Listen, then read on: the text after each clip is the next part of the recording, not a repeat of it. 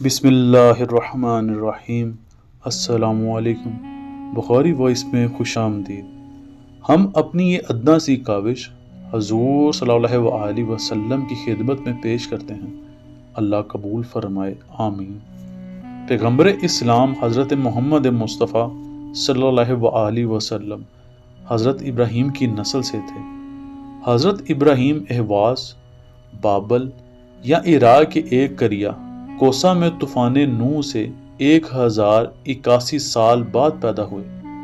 جب آپ کی عمر 86 سال کی ہوئی تو جناب ہاجرہ سے حضرت اسماعیل پیدا ہوئے، اور 90 سال کی عمر میں جناب سارہ سے حضرت اسحاق متولد ہوئے۔ حضرت ابراہیم نے دونوں بیویوں کو ایک جگہ رکھنا مناسب نہ سمجھ کر حضرت سارہ کو ماں اسحاق شام میں چھوڑا، اور حضرت ہاجرہ کو ماں اسماعیل حجاز کے شہر مکہ میں بحکم خدا پہنچا آئے۔ حضرت اسحاق کی شادی شام میں اور حضرت اسماعیل کی مکہ میں قبیلہ جرہم کی ایک لڑکی سے ہوئی۔ اسی طرح حضرت اسماعیل کی نسل مکہ میں اور حضرت اسحاق کی نسل شام میں بڑھی۔ جب حضرت ابراہیم کی عمر 100 سال کی ہوئی اور جناب ہاجرہ کا انتقال بھی ہو گیا تو آپ مکہ تشریف لائے اور حضرت اسماعیل کی مدد سے خانہ کعبہ کی تعمیر کی۔ یہ تعمیر ہجرت نبوی سے 2793 سال قبل ہوئی تھی۔ آپ نے اپنا جان نشین حضرت اسماعیل کو قرار دیا۔ مورخین کا کہنا ہے کہ حضرت اسماعیل کی ولادت جناب حضرت عیسیٰ سے 1911 سال قبل ہوئی تھی۔ حضرت اسماعیل کے یہ خصوصی امتیازات ہیں کہ انہی کی وجہ سے مکہ آباد ہوا، زمزم برآمد ہوا، حج کی عبادت کا آغاز ہوا، 10 ذی الحج کو عید قربان کی سنت جاری ہوئی۔ آپ کا انتقال 137 سال کی عمر میں ہوا۔ آپ حجر اسماعیل مکہ کے قریب دفن ہوئے۔ آپ نے 12 فرزند چھوڑے۔ آپ کی وفات کے بعد خانہ کعبہ کی نگرانی اور دیگر خدمات آپ کے فرزند ہی کرتے تھے۔ 3 صدی عیسوی میں ایک شخص فہر نامی پیدا ہوا جو انتہائی باکمال تھا۔ اس فہر کی نسل سے پیغمبر اسلام صلی اللہ علیہ وسلم متولد ہوئے۔ اسی فہر یا اس کے دادا نضر بن کنانہ کو قریش کہا جاتا ہے، کیونکہ بحر الہند سے اس نے ایک بہت بڑی مچھلی شکار کی تھی جس کو قریش کہا جاتا تھا، اور اسے لا کر مکہ میں رکھ دیا، جسے لوگ دیکھنے کے لیے دور دور سے آتے تھے۔ لفظ فہر عبرانی ہے، اس کے معنی پتھر کے ہیں، اور قریش کے معنی قدیم عربی میں سوداگر کے ہیں۔ 5ویں صدی عیسوی میں ایک بزرگ فہر کی نسل سے گزرے جن کا نام کسا تھا۔ کسا کا اصل نام زید اور کنیت ابو المغیرہ تھی۔ ان کے باپ کا نام کلاب اور ماں کا نام فاطمہ بنت سعد تھا، اور بیوی کا نام عاتقہ بنت خالق بن لئیک تھا۔ یہ نہایت ہی نامور، بلند حوصلہ جوان مرد، عظیم الشان بزرگ تھے۔ انہوں نے زبردست عزت اور اقتدار حاصل کیا۔ یہ نیک چلن، بامروت، سخی اور دلیر تھے۔ ان کے خیالات پاک اور بے لوث تھے۔ ان کے اخلاق بلند، شائستہ اور مہذب تھے۔ ان کی ایک بیوی حبی بنت خلیل خزائی تھی۔ یہ خلیل بنو خزاع کا سردار تھا۔ اس نے وفات کے وقت کعبہ کی چابی حبی کو سپرد کرنا چاہی۔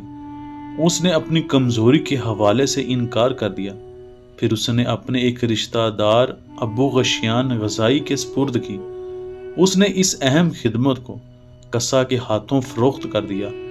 اس طرح کسا ابن کلاب اس عظیم شرف کے مالک بھی بن گئے۔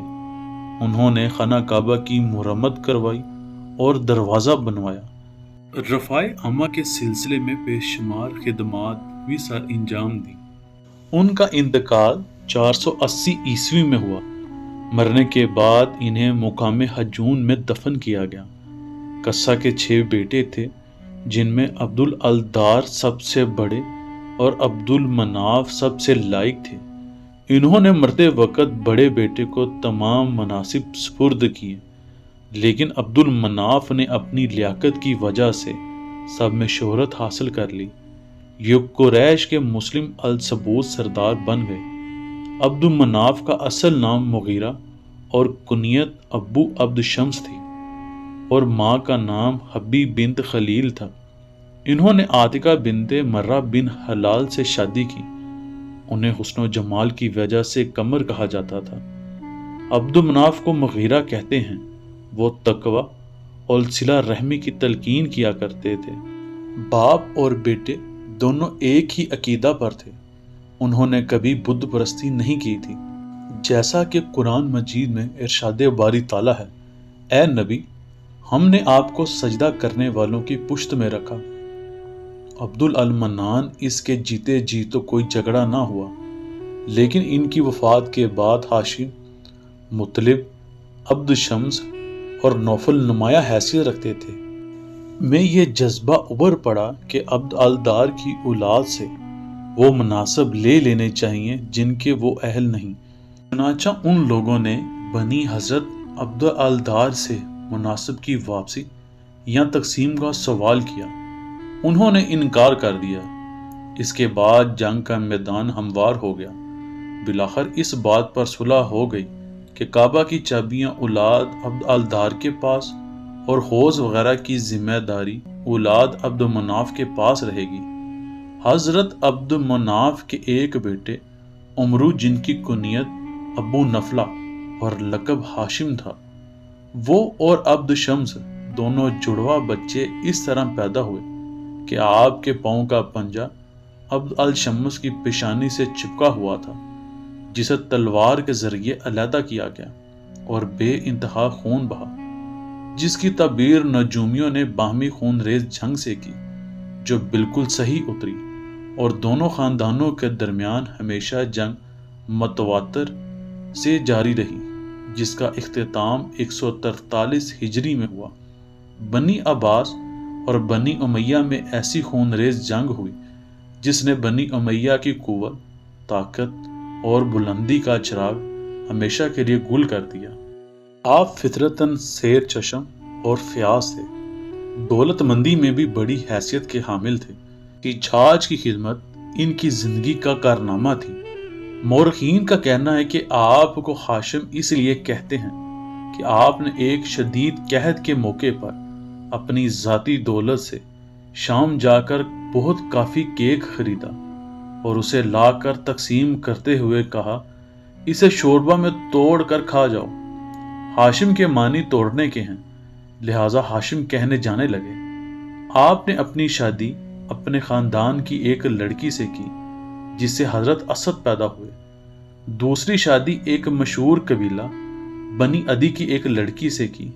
اس کے بطن سے ایک باوقار لڑکا پیدا ہوا جو آگے چل کر عبد المطلب شیبۃ الحمد سے پکارا گیا۔ حضرت عبد المطلب ابھی دودھ ہی پیتے تھے کہ جناب ہاشم کا انتقال ہو گیا۔ آپ کی اولاد کے متعلق حضرت جبرائیل کا کہنا ہے کہ میں نے مشرق و مغرب کو چھان کر دیکھا، محمد مصطفیٰ سے بہتر کوئی نہیں اور بنی ہاشم سے بہتر کوئی خاندان نہیں۔ جناب ہاشم نے 510 عیسوی میں بامقام غزوہ شام میں انتقال فرمایا۔ جناب اسد حضرت ہاشم کے بڑے بیٹے تھے جن کی ولادت 497 عیسوی سے قبل ہوئی تھی۔ آپ انسانی ہمدردی میں کمال رکھتے تھے۔ جناب اسد نے ایک دن اپنے ایک دوست کو سخت بھوکا پا کر اپنی والدہ سے کہا کہ اس کے لیے کھانے کا بندوبست کریں۔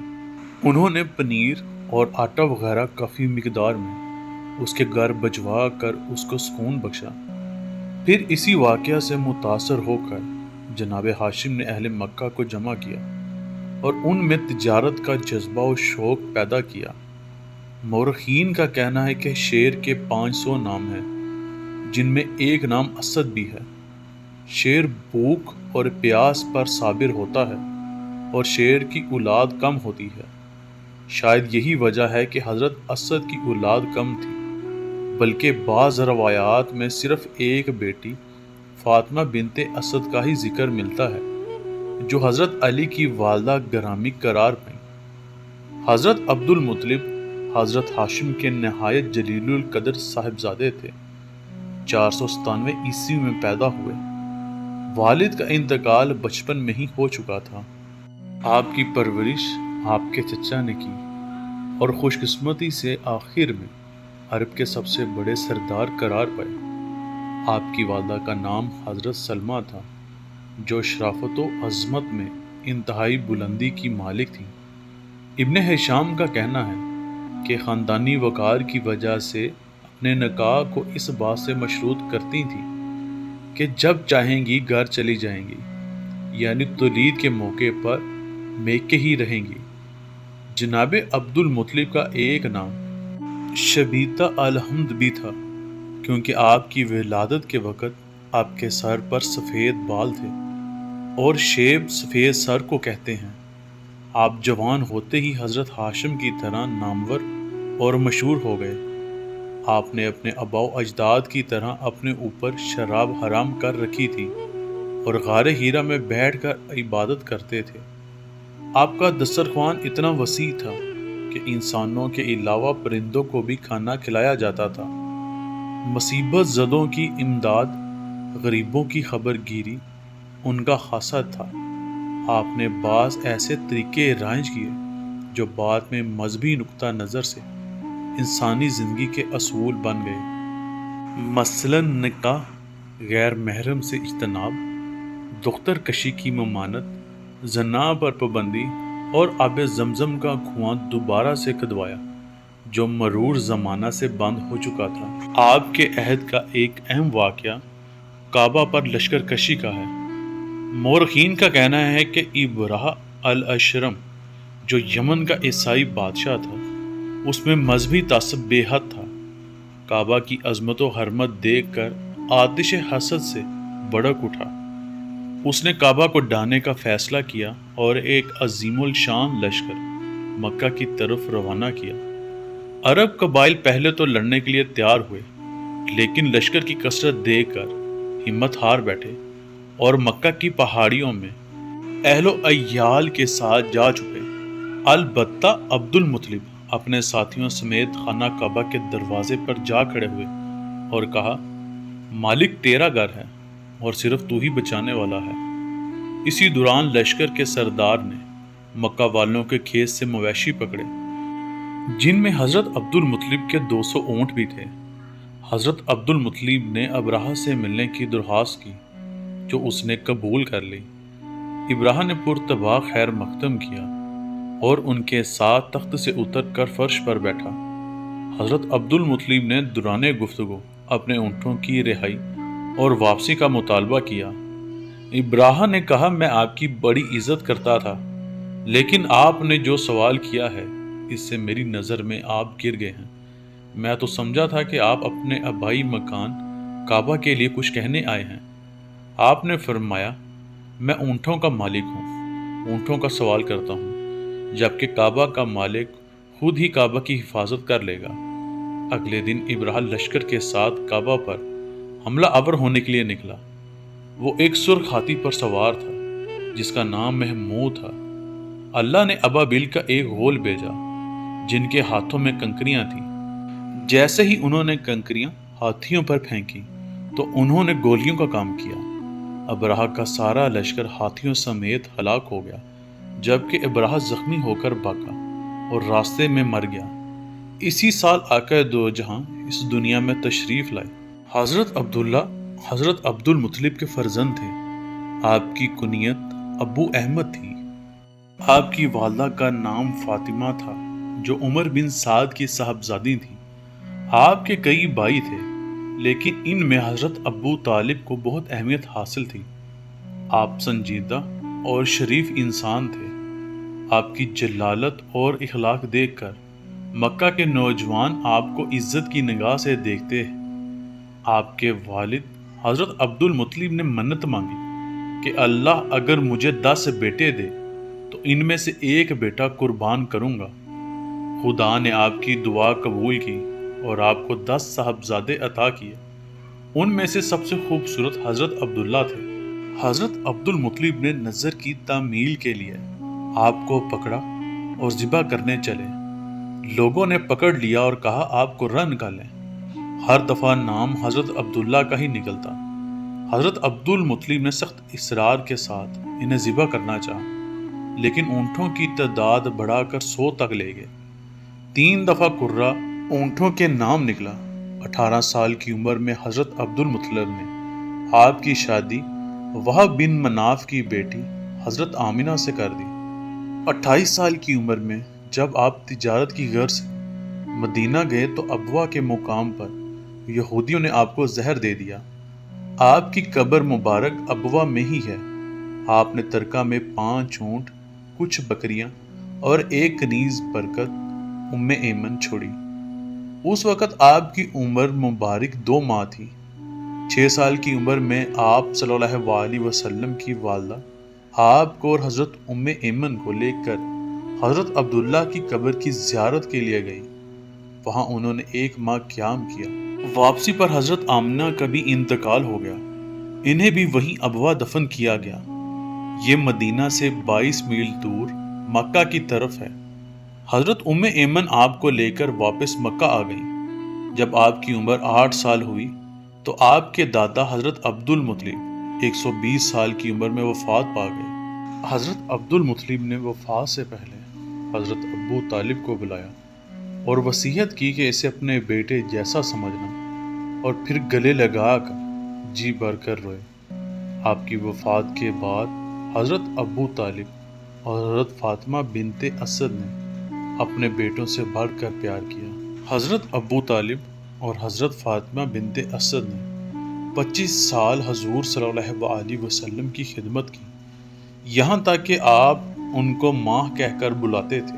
حضرت ابو طالب کی وفات ہجرت کے سال، جبکہ حضرت فاطمہ بنت اسد کی وفات 2 ہجری کو ہوئی۔ اللہ مجھے اور آپ کو آسانیاں عطا کرے اور آسانیاں تقسیم کرنے کی توفیق عطا فرمائے، آمین۔